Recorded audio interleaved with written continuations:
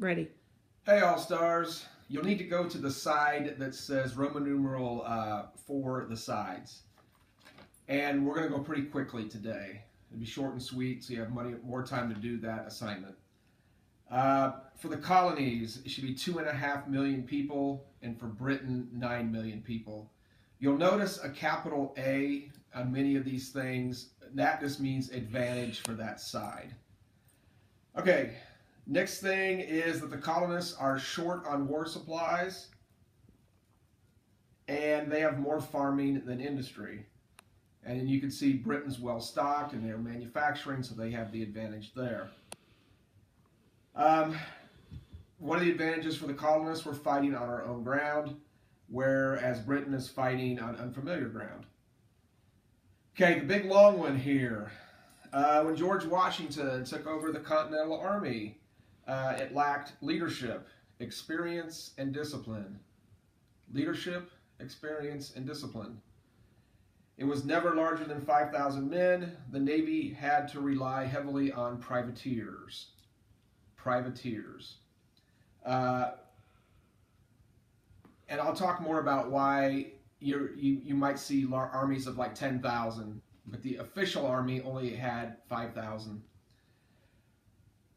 For Britain's side, they had a large, well-trained army, and they had the best navy in the world. Okay, and that's definitely an advantage for them. Next side, advantage for Britain, 13 states lacking coordination, and Britain has a centralized government. Advantage them, of course. Last thing, under colonists, local militias would help. Now, add to that, not every colonist supported the war. Okay, some were loyal to Britain, and as it says on the British side, 8 to 18% were loyalists, also called Tories. Both mean the same thing. Now, today, if you wanted to know what percentage of Americans prefer Coke over Pepsi, you could find that out with a couple Google keys, because today we do all these surveys. Back then, they just had to kind of guess. Okay, so historians are guessing.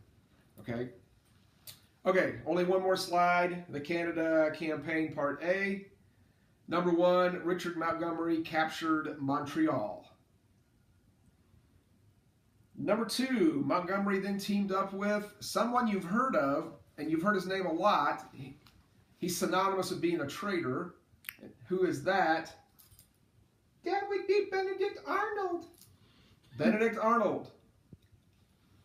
But people forget that he was on our side for most of the war, and he was a winner. He was one of our best guys.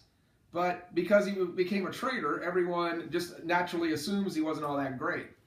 But he actually had a lot of success for us. All right.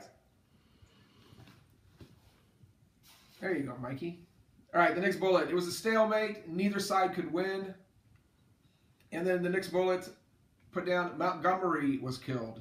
General Montgomery ended up being killed.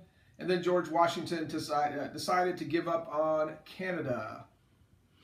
All Stars, I will see you again on Monday.